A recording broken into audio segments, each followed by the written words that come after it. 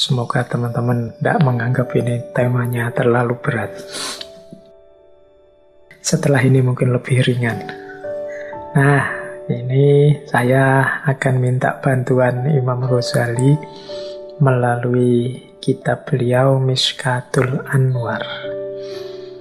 Mishkat itu artinya ceruk atau lubang atau gua. Sehingga Mishkatul Anwar bisa diterjemahkan ceruk cahaya atau gua cahaya. Nah, di bagian awal kitab Mishkatul Anwar, Imam Ghazali menjelaskan cahaya itu tentunya cahaya secara spiritual. Maknanya beda-beda sesuai level orangnya. Imam Ghazali di banyak teorinya sering sekali membagi level manusia di 3 macam ini. Ada awam, ada khawas, ada khawasul khawas. Nah, bagi kelas-kelas manusia ini, cahaya itu beda-beda maknanya. Menurut Imam Ghazali, bagi orang awam, cahaya adalah sesuatu yang membuat sesuatu yang lain menjadi tampak atau kelihatan. Sarananya panca indera, khususnya mata. Nah, ini mungkin level kita ya awam. Jadi cahaya itu ya pokoknya terang.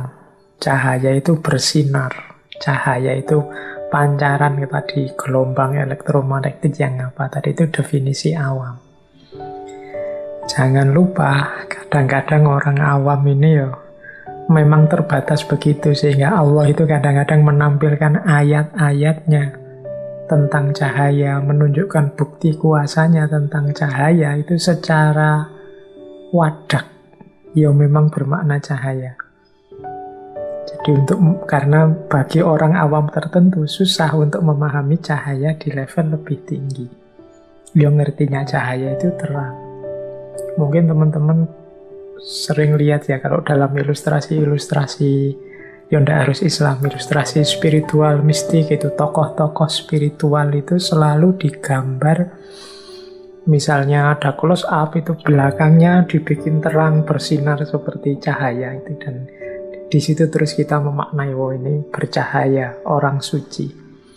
Mengapa gambarnya dibikin begitu? Ya karena yang dihadapi orang awam. Ngertinya bercahaya itu ya dibuat terang, belakangnya dibikin kayak ada lampunya dalam gambar, sehingga orang menganggapnya, wah inilah orang suci yang wajahnya bercahaya atau kepalanya bersinar bercahaya. Nah ini itu ilustrasi versi awam. Cahaya itu seperti itu. Kadang-kadang Allah juga menampakkan yang seperti itu. Misalnya kan ada riwayat Robi'ah Al-Adawiyah itu, sufi perempuan yang kita semua insya Allah kenal. Itu kan dulu dibebaskan oleh majikannya. Ketika suatu malam majikannya melihat beliau sedang beribadah dan bercahaya tubuhnya. Nah ini cahaya yang semacam ini di kalangan sufi, di model orangnya kelihatan langsung cahayanya, itu pastinya seizin Allah untuk mengajari kita. Karena akal kita, penangkapan kita tidak nyampe dengan makna cahaya yang lebih dalam. Kita ngertinya cahaya itu ya murub, memancar, kelihatan nyata. Ada cerita yang terkenal sekali dalam dunia sufi. Jadi ada salah seorang sufi yang beliau ini gelarnya cahaya, An-Nuri.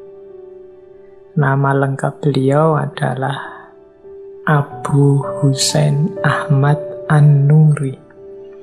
Ini sufi besar, temannya Syekh Junaid Al-Baghdadi yang dulu pernah kita bahas. Jadi Syekh Abu Hasan Ahmad An-Nuri ini, mengapa digelari An-Nuri? An-Nuri itu berarti manusia yang bercahaya. Karena ada riwayat beliau ini kalau bicara Misalnya ruangannya gelap, sehingga tidak kelihatan apa-apa. Dari mulutnya keluar cahaya, sehingga satu ruangan terus terang benderang. Mungkin pernah ada cerita beliau sedang berceramah atau memberi nasihat, dan dalam gelap gulita, tapi dari mulut beliau keluar cahaya, sehingga ruangannya jadi terang benderang. Ada riwayat begitu. Ada juga riwayat yang menyatakan ya beliau ini punya satu tempat khusus di tengah padang pasir untuk kholwat sepanjang malam. Nah, saat beliau kholwat ini di malam hari, tepat di atas tempat beliau kholwat itu memancar cahaya yang terang sekali. Oh, ini jadi dari dua pengalaman itu terus beliau digelari An-Nuri. Apa kalau tidak begitu beliau tidak dekat dengan Allah? Imam Abu Husain Ahmad ini, untuk siapa sih cahaya itu? Nah, kalau menggunakan teorinya Imam Ghazali tadi, cahaya yang memang wadak, kelihatan bercahaya, murub, itu sebenarnya untuk kita. Jadi itu bukti, itu mungkin ayat, itu mungkin petunjuk Allah untuk kita, untuk menunjukkan pada kita untuk mengikuti kebaikan-kebaikan, mengikuti amal soleh, mengikuti beliau, para kekasihnya. Kalau para kekasih itu sendiri sebenarnya mungkin tidak butuh cahaya-cahaya yang semacam itu. Kitalah yang butuh untuk bisa mendeteksi di mana para kekasih Allah itu adanya. Nah, sehingga oleh Allah memang ditampilkan dalam bentuk wadak yang verbal, ada cahaya yang memancar. Nah, ini meladeni kita yang makomnya masih awam. Kita biasanya kalau ketemu yang luar biasa seperti itu kan baru terus ikut, baru terus percaya. Kalau tidak ada itunya tidak percaya duluan. Oke, jadi ini makna cahaya level pertama. Kita butuh ada cemelorotnya, kita butuh ada terangnya, ada memancarnya, baru kita percaya kehadirannya, tajallinya Allah. Itu makna dasar yang pertama. Ada makna kedua. Ini nur bagi khawas. Nur bagi khawas ini jalannya adalah pemahaman, sarananya akal. Jadi ini menangkap kebenaran, menangkap hidayah. Nur tadi kan maknanya hidayah. Menangkap petunjuknya Allah dengan jalan akal. Bagi teman-teman yang tekun belajar, mencari ilmu, mengejar hikmah, ini sebenarnya kita sedang mencari cahaya, mencari hidayah di level kedua. Jadi level orang-orang khawas. Ya, saya tidak berani bilang bahwa kita ini ada di makom khawas. Ya, kita ini makomnya masih awam, berusaha naik untuk ke makom khawas. Ya, kita belajar ini sebenarnya semoga kita bisa naik levelnya sedikit ke makom khawas. Jadi memahami cahaya Allah lewat jalan akal, dengan jalan belajar, dengan jalan mencari guru, dengan jalan membaca kitab dan lain sebagainya. Nah, ini kita sebenarnya sedang mengejar cahaya di level khawas. Sarananya akal. Apa bisa? Bisa. Jadi akal kita itu ya perangkat yang istimewa, yang dianugerahkan oleh Allah. Pastinya juga bisa mencapai dan menemukan kebenaran. Oke, kalau ini level kedua. Ada level ketiga, yaitu makom khawasul khawas. Makom khawasul khawas ini kesannya yang kita pahami selama ini, kalau versinya Imam Ghazali selalu makom para kekasih Allah, orang-orang yang dekat dengan Allah. Nah, ini adalah orang yang menemukan cahaya lewat jalur sufi saat mereka mengalami kasyaf. Sarananya adalah kebebasan. Bebasnya akal dari khayalan, dari waham, dari pandangan-pandangan yang duniawi dan lain sebagainya. Jadi jiwanya bersih, isinya hanya Allah saja, maka dia bisa memantulkan cahayanya Allah dengan sempurna. Kalau ini namanya nur bagi khawasul khawas. Ini makom yang tinggi para kekasih Allah. Jadi cahaya itu ada nur di level awam, ada nur di level khawas, ada nur di level khawasul khawas.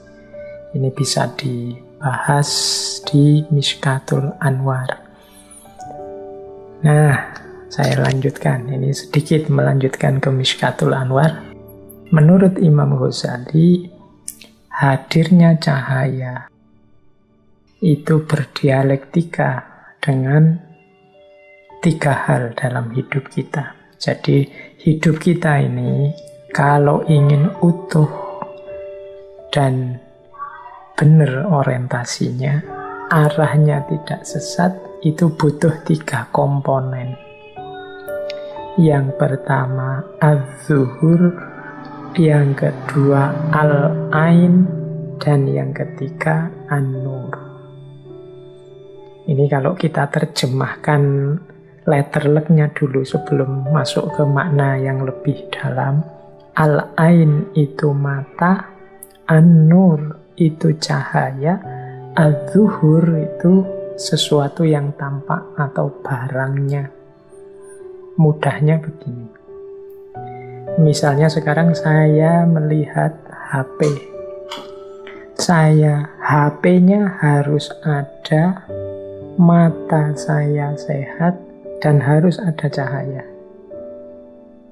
HP-nya sendiri itu az-zuhur, mata saya yang sehat al-ain, kemudian an-nur itu cahaya.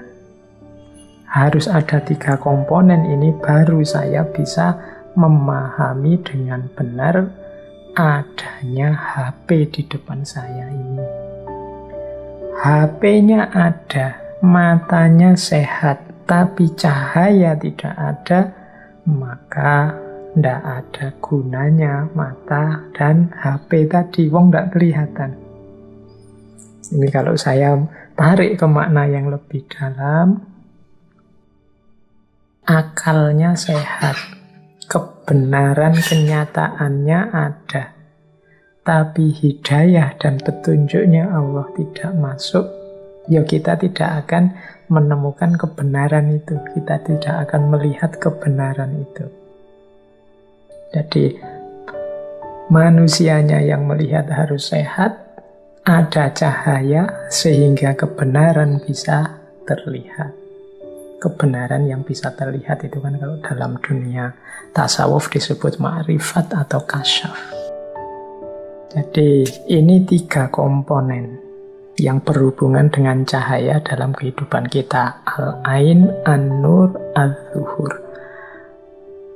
An-nurnya ada, hidayah Allah ada, Al-Quran, Rasulullah, kemudian keimanan ada.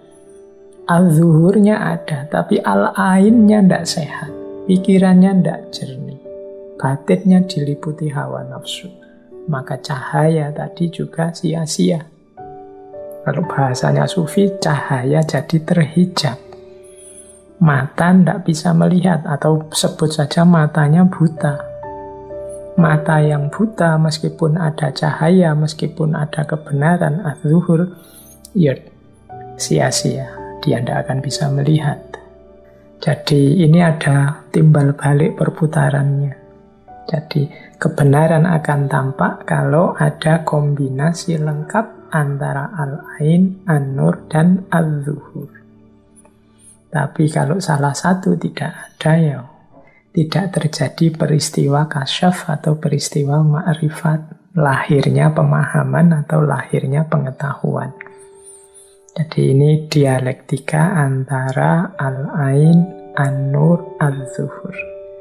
Maka dalam dunia tasawuf selalu kita disarankan membersihkan jiwa. Membersihkan jiwa itu berarti membersihkan mata, al-ain, sehingga kebenaran kelihatan. Tapi juga jangan merasa sombong bahwa kita kuasa melihat. Kalau Allah tidak menurunkan hidayah cahayanya, ya sama saja kita tidak akan bisa melihat apa-apa. Jadi itu dialektika antara al-ain, an-nur, dan al-zuhur. Ini yang ada hubungannya dengan cahaya. Ini silahkan direnungkan sebentar bahwa dalam hidup kita ini kita butuh diri kita yang sehat, kita butuh petunjuk hidayah dari Allah. Baru setelah itu kebenaran akan tampak.